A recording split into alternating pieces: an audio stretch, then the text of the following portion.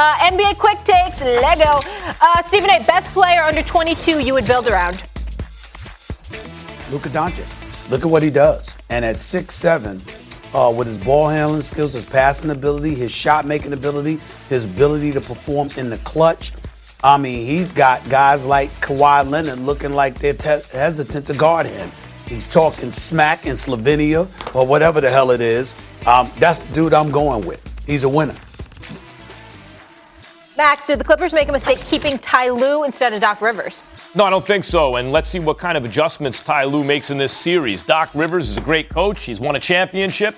But all reports out of L.A. were like he and the Clippers just didn't seem that interested in each other anymore. And Ty Lue is an excellent choice to replace him. I think it's way too early to say that that was a mistake. Stephen A., tell me this. Will the Clippers blow it up if they lose this series? I think they will. I think they'll have no choice because of Kawhi. Because I think Kawhi's going to skip town on them.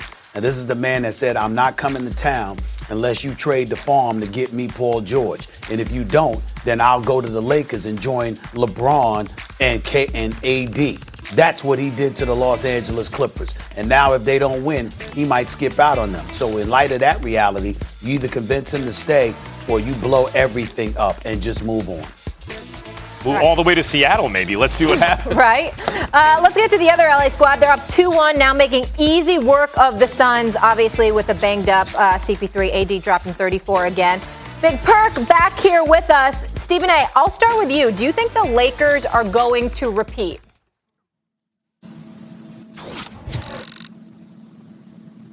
Stephen A. Me? Lakers? Yeah. You're asking me? No, they're not. I don't know if KD and LeBron are healthy enough. And I think that, let me be very, very clear. I think that KD, Kevin Durant, is the greatest offensive weapon in the game. I think that he is the one player that no team has an answer for at all. The Lakers don't have an answer for him. Utah doesn't have an answer for him. Milwaukee, Philly, the Clippers, Dallas, Denver. I don't give a damn who it is. He's the one dude there is absolutely positively no answer for. Kyrie Irving is a showstopper. He's going to get his. James Harden's doing what he's doing, sure. But KD is that dude. You could possibly figure out the others in some capacity, somehow. But there's no figuring out KD. And that's why I believe that the Lakers are not repeating, because I believe no matter what LeBron and AD throws your way, I think KD is going to be standing there, waiting, and he gonna give it to everybody. There's no answer for this brother. That's the only reason I feel this way. Yeah, Perk. Well, I disagree, and I think the Lakers are going to defend their titles. It's just like boxing, Max. Let me jump in your element, right? Styles make fights, okay? The way that styles make fights. And you look at the greatest to ever do it, in my opinion, and Floyd Mayweather, everyone kept saying every single time he jumped in the ring that, oh, this guy's going to whip him. Oh, I got this guy taking Floyd down. And especially like when he fought Canelo Alvarez, right? They were saying Canelo is bigger, he's stronger. But what did Floyd do? He used it to his advantage. He made Canelo weigh in the day of the fight. And what I'm saying is, when you look at the Lakers, they make you play their style of basketball. Now they're playing old school basketball where they're going to punish you in the inside. They're going to slow down the pace. They're going to make it a half-court game, and no one in the league is physical enough to compete with LeBron James, Anthony Davis, and even Drummond when he's playing his best. And I love the way that Frank Vogel is using Marc Gasol. So when you look at the Lakers, they're the most stingiest team on the defensive side of things. You got Dennis Schroeder and Alex Caruso being pests at the guard position. You have Caldwell Pope, Wesley Matthews. Those guys are being feisty. They're into you. You have rim protection. You have a guy that could arguably win Defensive Player of the Year every single year in Anthony Davis. They make you play their style. And when you look at the way the Lakers adapt, and just think, last night, they scored 43 points at half, but the Suns only scored 40. The Suns scored 12 points in the second quarter. It's no other team in the NBA that's doing that on the defensive end. So when I look at it, AD LeBron James, 58. The Lakers had 58 points in the paint. Anthony Davis and LeBron James had 38 of those points. They're just too strong, too dominant, and they're too good defensively. Perk, you're wrong. Stephen A. is right on this one. And you talk about Floyd, and people said this and that. Floyd was always the favorite, and his timing was very good. He knew when to play dudes. The timing may be right to play the Lakers, but that's not the reason that the Nets will win. The reason the Nets will win is also not just because of KD. If it's KD and Kyrie, they ain't winning. It's real. The simplest way I can put it is the Lakers got 2 of those dudes. The Nets got 3. They got too much. But offensively, it's crazy because as I keep pointing out, the Houston Rockets, when LeBron was waving the white flag before the series ever started, Stephen A. talking about he's giving concession speeches, looking at the Warriors, KD and Steph and Clay and Dre and Iggy. It's too much. We don't have enough, right? Don't believe you. You need more people. And he was like giving concession speeches. The Rockets almost beat him without Chris Paul. They played a Game 7 in Houston because they were playing D'Antoni style, which everyone says can't win, but in fact can do a lot more with a lot less. Now this Nets team, Perk, with D'Antoni on the bench, run by James Harden as the point guard, is basically that Rockets team, but with that Warriors level of talent. There's nothing you can do to stop them. How are you going to stop them? See, and Max, you know what's crazy is that you really just made my point.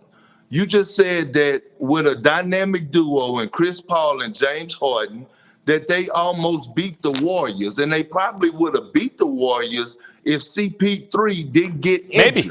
Yep. So, and then you brought up D'Antoni's style of play, and that the Warriors couldn't adjust to that style of play. Didn't you just say that? Not exactly, but you can interpret it that way. It's fair. Okay, cool. So that's my point exactly when I talk about the Lakers and their style of play.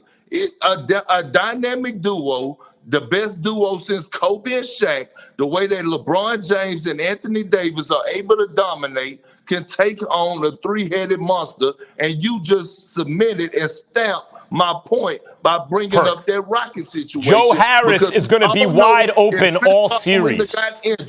We all know if Chris Paul wouldn't have got injured, the Rockets were going to win. Stephen A., I'll give it to you. Stephen A., I'll give it to you. I think the Nets can score 40 points in a quarter against anyone. Stephen A., I'll give it to you. You were the one who said Blake can still play. You were absolutely right. He can still play. I don't even talk about Blake Griffin on that team. The Nets have too much. Let me tell you this. First of all, KP, that was Max with Houston and CP3.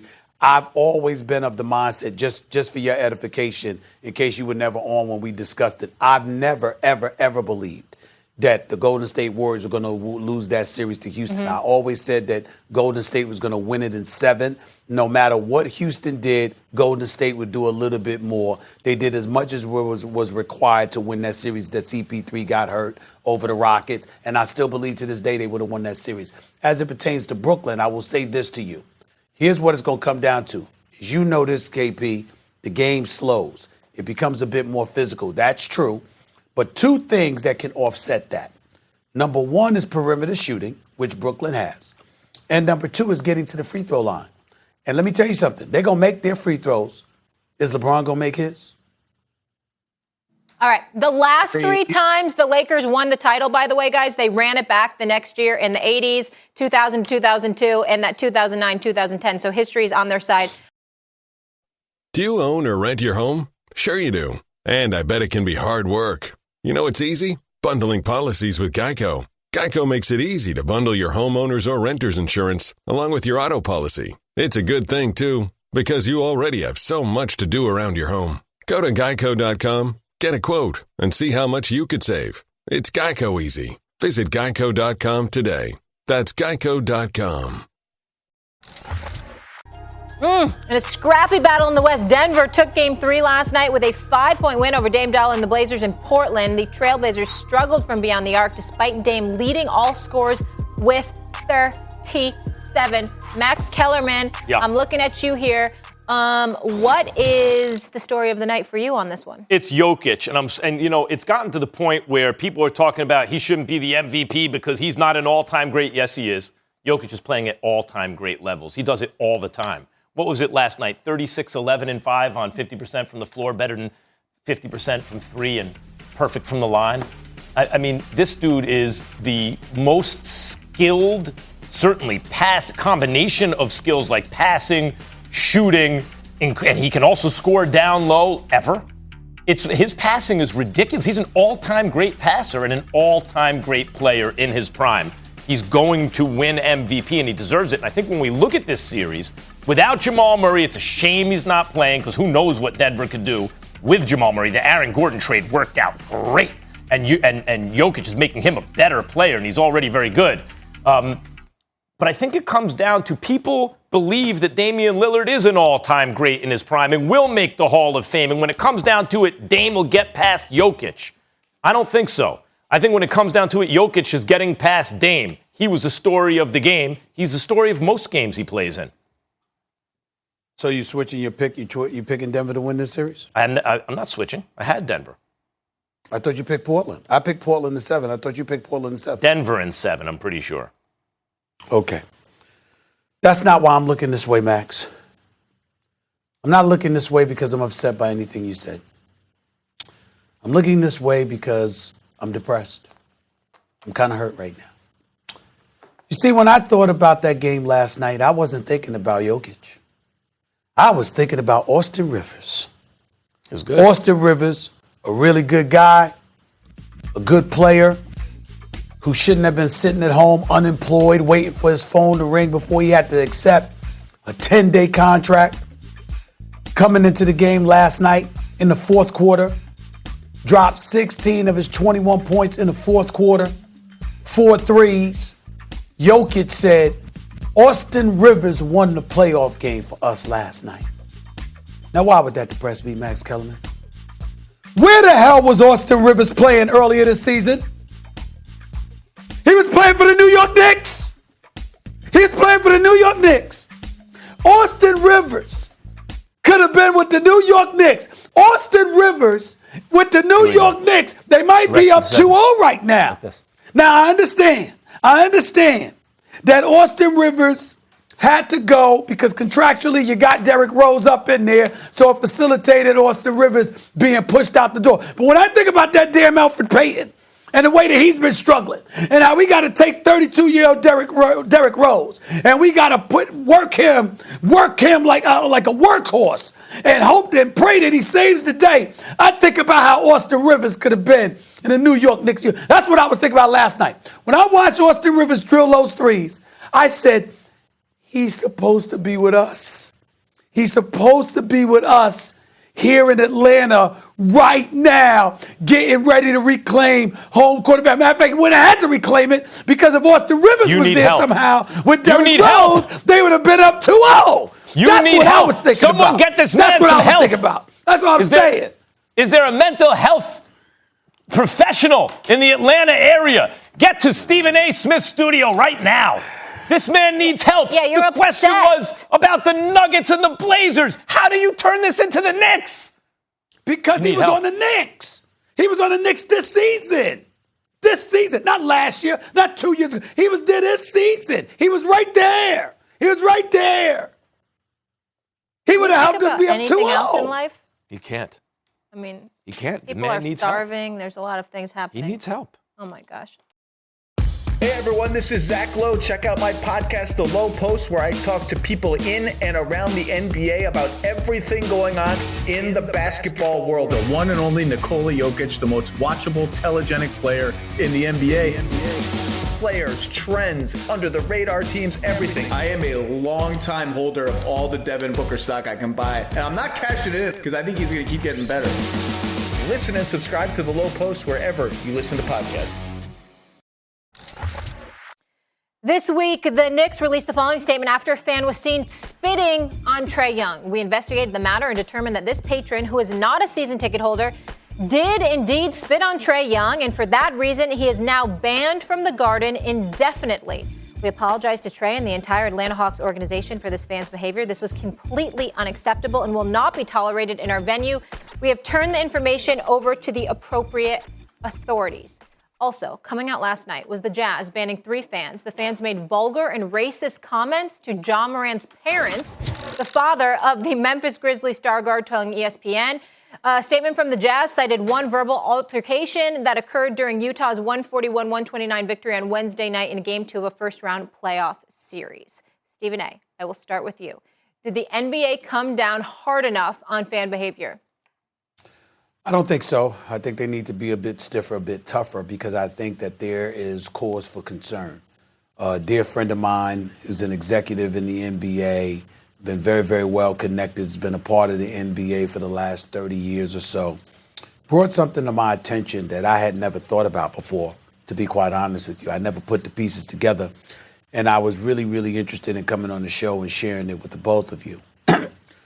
Talked about the elements that exist that should heighten our level of awareness and concern as it pertains to the modern day athlete. And there's 2 things going on that can't be ignored. To a lesser degree would be the first one, gambling. If y'all recall, a little more than 18 months ago or so, that landmark decision by the Supreme Court basically lifting federal bans on sports betting. In particular states, you couldn't gamble on sports outside really the state of Nevada. You just wasn't something that you were allowed to do. And the federal courts, the Supreme Court actually struck down a federal ban on sports gambling that prohibited betting on sports in most states. And since that, they left it up to the states. Well, what has happened? Not all states like Connecticut and California, they haven't legalized gambling on sports or whatever, but legislation has been proposed in some of those states, according to what I've read. But New York allows it. New Jersey allows it. Maryland allows it. Michigan allows it. Pennsylvania allows it. Delaware allows it. Illinois and Indiana allow it. Stuff like that. And so when you consider the fact that you can go into an arena like Philadelphia, somebody told me, and they said they wanted to get Wi-Fi. And just to get Wi-Fi, you had to get like a Bally's sports app or something like that on your phone just to be able to get the app. Well, what that does is it makes gambling easier and more accessible to the customer out there. So you go to a game instead of a casino and you just bet a few hundred, a few $1,000s or somebody or whatever, and then you see them messing up in the game, who knows how that could cause you to react. That's one element. Here's the bigger element that we've also ignored. Particularly since the passing of George Floyd's murder, since Derek Chauvin was convicted of murder, we all know that George Floyd was murdered. Think about the social unrest that took place over the last year. And think about how all of these athletes, particularly with NBA, WNBA, NFL athletes at the forefront. We've all spoken about the fact everybody hasn't embraced that. Matter of fact, millions upon millions of people have been against that. They think that athletes should shut up and play. They think they should stay in their place. They believe that politics should have absolutely nothing to do with the world of sports. We want to be entertained and we want to go home. We know all of this. This is the first time because of COVID that the fans have had an opportunity to be in front of these individuals. Molly, you made the adroit point of pointing out yesterday how it seems to happen to the black athlete. It's not the white athlete that's getting spit on, that's getting popcorn thrown at them or anything like that. It's the black athlete that has suffered from this. Well, it was the black athlete that was standing up and protesting for a righteous cause on behalf of us as a society and particularly their community. There's a whole bunch of people that didn't like that, but wasn't close enough to them to react. Now there are. And that could be a reason why we're seeing some of the things that we're seeing. I want to hear y'all response to that. I think those are 2 very interesting points. First, I'll say I think the league, although I'd like to know when the Knicks release a statement saying the appropriate authorities, name the authorities. Do you mean the league? Do you mean the law? Because the league, I would assume the law, Max. Okay, me too, but I'd like to know explicitly. It didn't escape my attention either that this fan who spat on someone got the same punishment that Charles Oakley got for living, apparently, thrown out and arrested. But at any rate, I'll say this. When you ban a fan indefinitely, I think you've done your part. Now it's up to the legal authorities, right? And Trae Young said he didn't want to press charges. That's a menschy thing to do. Hopefully the guy's learned his lesson. Maybe Westbrook will want to press charges. But that, to me, Stephen A., is a legal issue separate and apart from the league. As I said yesterday, when you buy a ticket and enter arena, you have not exited civilization. You are still you're still in the United States of America. It's not some special embassy that doesn't count as part of America, some foreign embassy where the rules are somehow different. You're subject to United States law, to the laws of the state in which that arena is. So, all that stuff should be obvious, right? And if someone wants to press charges, good for them. Behave yourselves like people, please. Fans, right? You're not animals, you're people, and treat players as people also. Okay, that's one. But I want to address your point, Stephen A. I want to engage with that point. It's more interesting to me. I think that against the backdrop of what this country's experienced in recent years, sports is a great diversion. And I think the greatest consumer product is entertainment because the stakes feel real, but in fact, they're trivial. The stakes are actually trivial. If your favorite team wins or loses, right? This is not 2,000 years ago where city-states are going to war. Washington versus Philadelphia. They're actually at war. The sports represents that sort of thing. My city's better than your city. But the stakes are actually trivial. But, Stephen A., when you count in things like the protests and civil unrest along racial injustice lines, when you factor in gambling, when people actually have money on the line, now the stakes feel realer. You know why? Because they are realer. And suddenly sports goes from, wow, this is an amazing almost drug that gives you the feeling of real world stuff. But in fact, it's okay. In the end, it's not going to change your life. Two, actually, this might be life changing. I have money on the line here. Actually, that athlete represents a larger political struggle that is actually real to me. And his winning and that team's winning means more power to the other side. I think those are things worth considering. I'm glad you brought it up. They're very much worth considering. And when you consider, listen, the reality is that we live in a better society than what it used to be. And on many, many occasions, when I look at white America, I always say, if you're not prejudiced, if you're not racist, if you're not somebody who engages in a level of entitlement that's incredibly alarming, that you don't mind the discrepancy and the unfairness that exists for your race of people compared to black folks and other minorities in this nation, we're not talking about you. We're not talking about you at all. But we can't ignore the fact that there's a segment of our populace that when they look at the modern day athlete, they feel you have absolutely nothing to complain about. You're getting paid the exorbitant amount of dollars that you're getting paid. We don't give a damn about your humanity. Shut the hell up and do what you're paid to do, which is entertain us, and go on about your business. And the level of animosity and vitriol that's aimed in an athlete's direction, I think, has heightened since the whole social justice movement really took on a life of its own over the last year. And then the part about gambling, well, that's simple. Yeah. If you go to gamble and you feel you losing money, you can point to a tangible target as the cause for your pockets being a bit thinner than they used to be an hour earlier, 2 hours earlier, whatever. That's going to elevate your level of animosity towards that person. So I think all of those things get taken into consideration, and that's why professional sports really, really need to hunker down on fan behavior now more than ever. I just want to add this because I said this yesterday, that it's assault for throwing something at somebody, like throwing food, and it's battery for spitting on someone. And I think you brought up two excellent points, Stephen A., with the social justice movement and with the gambling aspect, but it's still unexcusable. I don't think there's a greater sign of disrespect than spitting on someone. Right. And I understand that Trae Young didn't want to probably deal with it and press charges, and I understand that and I respect that, but almost just for the principle of it, if it was me, I absolutely would. Just to show that if it was Russell Westbrook, he would have. And we won't, you won't stand for it. Max, did you want to add anything before I go? This is. I bet you if they asked Russell Westbrook would have had the dude thrown in jail. I bet you if they asked Russell Westbrook, he would have wanted that. I would just second what you said, Molly. This ain't hard.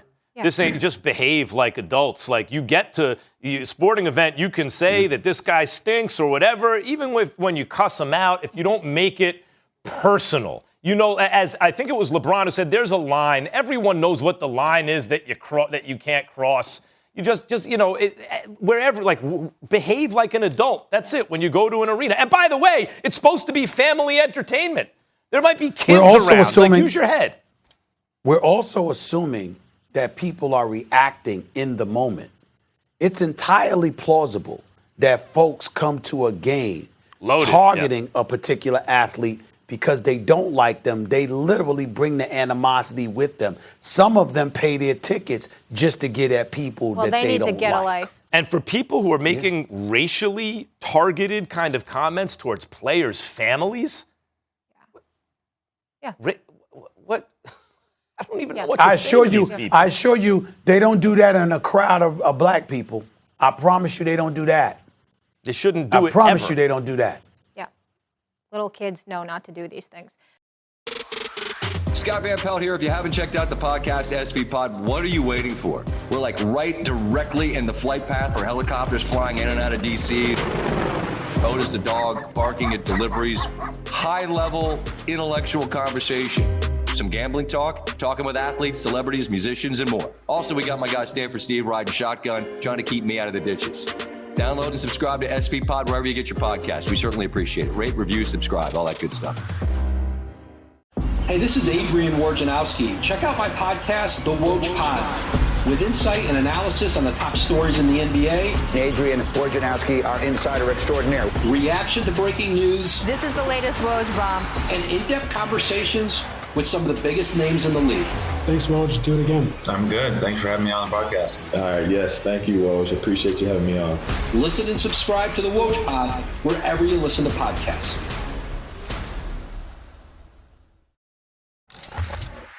Giants quarterback Daniel Jones entering year 3 hopes to bring positive vibes to Giants fans everywhere when he spoke about this upcoming season. You know, I'm excited to get back out on the field. I think we've got a great group of guys coming in from last year, and then a few new pieces here and there. So I think it's about working together and building chemistry, getting on the field, and I'm excited. I think we have an opportunity to improve this spring and then keep that going into training camp. You know, Daniel, I'm excited too. I love year 3, Max. Year 3 is really when a quarterback gets things going. I'm feeling good, feeling convinced. Will this be Daniel Jones' best year ever? Yeah, easily. I mean, look, first of all, he's in year 3, as you say. The offensive line hopefully finally is starting to improve. They'll have some time together. They have a little more talent on the line. Saquon Barkley is coming back. That's huge. Kadarius Toney, they drafted. He's a weapon. They have Galladay now joining Slayton and Shepard. They have guys who can really catch the ball, dynamic playmakers on offense. They have a defense. Apparently, according to one stat I saw, Daniel Jones had the best deep ball in the league last year, 20-plus yards. Hey, talk to me. And he had bad wheels last year. Remember, he was hurt. By the way, the bar is also not set that high. Like the best year of his career, if he's like a tick above average as an NFL starter, that's the best year of his career. Yes, he will have the best season of his career this season. The best season of his career. So what are we saying? You know what I'm saying? That's like somebody getting in line, let me get in this tall line contest, you know what I'm saying? Let me get in this line for tall people, and the tallest person's 5'6" or something. I mean, really? That's what we doing? So we got Dak Prescott coming back. Playing for the Dallas Cowboys. He'll be throwing the ball, by the way, to CeeDee Lamb and Michael Gallup and Amari Cooper with Ezekiel Elliott still in the backfield. Hopefully the offensive line has improved. You clearly have improved that defense with who you drafted. We got all of that. We got the Washington Redskins, one of the top-rated defenses in the NFL. We know they coming back, and they got a decent quarterback with Ryan Fitzpatrick. They're not just relying on Mr. Taylor Heineke, all right? It sounded like a muffler for crying out loud. We talking about Ryan Fitzpatrick, quarterback in this team, and Ron Rivera is still there, of course. But we're going to look at the Giants with Daniel Jones and talk about, oh, my goodness, he's in for his best season yet. Come on, y'all. What is that really, really saying? You know what you're not going to do, Stephen A? You're not going to What is sit that on really, this really show and hype the Cowboys to Max and I No. during this segment and rain on our I'm not parade hyping. after it's been a Knicks parade for the entire 2 weeks. And you're going to big up the Cowboys, Mr. Accident waiting to happen when we're having our moment. You know what this funny part is about you, Molly? I'll give you credit where credit is due because you usually say something and then run the commercial break. At least this time you've given me an opportunity to respond to your rhetoric. Here's the deal. The New York Knicks are in the playoffs, okay? The Giants are not. Number two, you two, not me, you two had your reservations about Daniel Jones. I almost never talk about Daniel Jones. Why do I care about him? It doesn't mean anything to me. Now, I like Joe Judge. I like Joe Judge a lot. I've applauded Joe Judge, but I'm not caught up in Daniel Jones. He's got some things to prove. I'm not trying to big up the Cowboys. I'm setting them up for the fall. The question was, we know that's coming. Is Daniel Jones going to have the best season of his career? His best season yet. His career. Okay. But you know what? I'll talk about the NFC East for a second. And what did I say to you? But what did I say to you? What did I say to you, Max? I know it's a short person. Really He's the tallest guy in a really contest with all short people. Look, his best season yet? Look, his best season yet? That's fine. He could be a tick above that. If the Giants get a tick above average quarterback this year, if they get a bump, because by the way, Ryan Fitzpatrick is not a starting quarterback. He spot starts. If he starts for more than 6 weeks or so, usually the other guy gets the ball, right? Okay, Dak Prescott doesn't have a defense. Are you ready for this, Max? The Eagles are a mess. The Giants are the best balanced team in the league, in the division. Yeah. Max. Yeah. I'm making a prediction that Daniel Jones will be the worst quarterback in the NFC East. Okay. And I'm going to make a bold prediction that he'll be the second best quarterback in a division of 4 quarterbacks. These are great predictions. He'll be the second best quarterback in the division. That's all the Giants will need. I'm still annoyed, though, that he bashed the Giants and then he big up the Cowboys. When the Giants have won 2 Super Bowls in this century alone. Molly, I got news for you. Molly, I got 48 years old. I still haven't seen the Knicks win a championship. What's your breaking news? That you like the Cowboys now? No, I got breaking news for you. I really, really know how to annoy you. A whole lot worse. I can really do it. If you want me to really get on your nerves, I can really do it. I won't do it right now, but I can really, really do it. Be careful what you wish for. Be careful what you wish for. I'm just gonna sip my With your tea. Giants, UConn Love, and some of the nicknames you throw. Jimmy G got a nickname because of you. Danny Dons, we never knew that until you, Molly. There's a few things I can get on your nerves about. Just ride this Knicks thing. Because he's going to be feeling down in the dumps about the Knicks soon enough. Don't worry about it. Ride the hype. And they're going to be an afterthought in New York. As long as it's not the first round, I'm winning. Let's go to the other Dallas team. I'm taking this one personally, Stephen A. You're right. The Dallas Mavericks shocking the world in this first round series, leading the Clips 2-0 and heading back to Dallas tonight for Game 3. Max, which player will take over Game 3, Clippers-Mavs? I'm going to leave Luka for Stephen A. Luka's amazing. You know, he's hitting those step-back threes and stuff, and he's a great player. The answer is Rondo, because Ty Lue's a championship coach. He's going to make adjustments. And one of the things you have to do is not bury Rondo behind Reggie Jackson. And, Rondo's getting what, under 20 minutes a game? Rondo? What'd you bring him there for? You know why your fortunes haven't changed? Because Kawhi is still the point forward. No. You got to play Rondo, who, according to Rick Carlisle, is calling out the Mavericks' plays before they happen. This is why you have...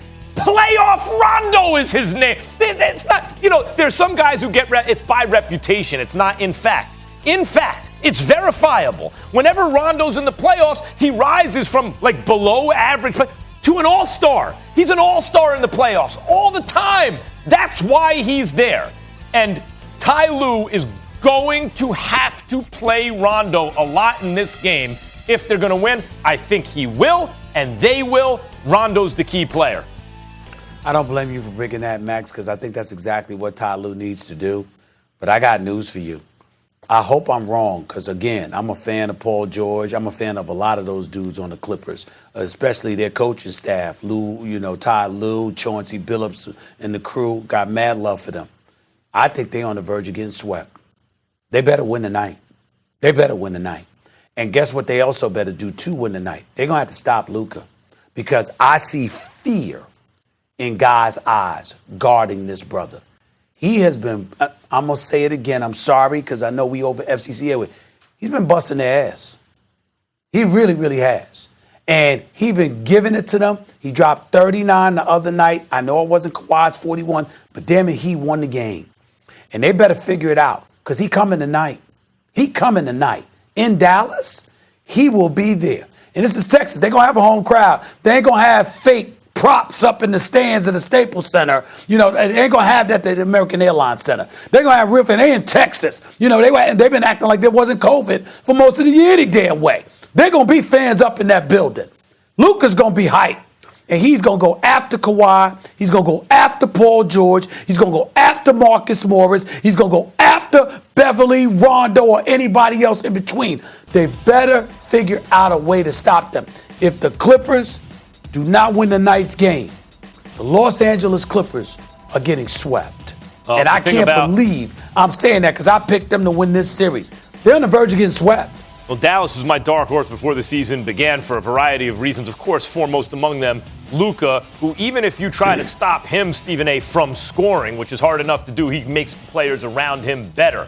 But so does Rondo. When you think about what the Clippers are missing, they don't have cohesion offensively because they don't have the mastermind running the offense. They're asking Kawhi to do something he's not there to do.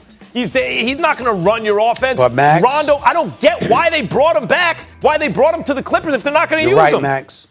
Max, you're right about that point, but I got news for you. Rondo ain't Luka. I love Rondo. No, he ain't Luka. Of course not. No. But I'm not just talking about Luka scoring. I'm talking about, even though Rondo can run a team and galvanize a team, so can Luka. Yep. Look at what Tim Hardaway did. Look at what Tim Hardaway did in Game 2. Look at what Dorian Finney-Smith did in Game 1.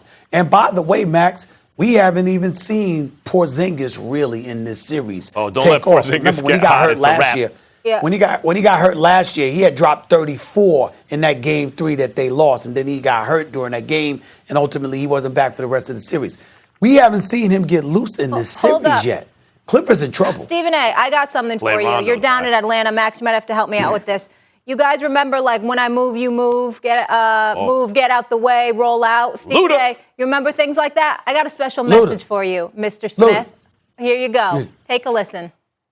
Stephen A., come on, man. Just stop with the nonsense. I'm tired of it. I understand your job. You have to be entertaining, but this is real life, my brother. The Hawks stole one in Madison Square Garden.